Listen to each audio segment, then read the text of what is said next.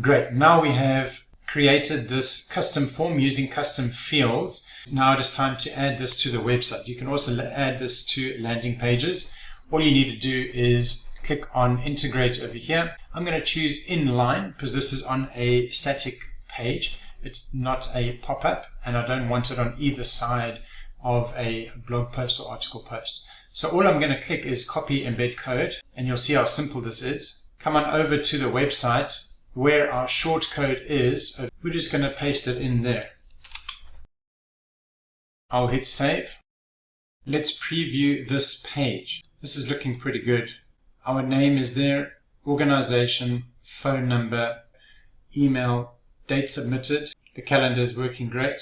Requested due date, project basics. It's telling us their placement location.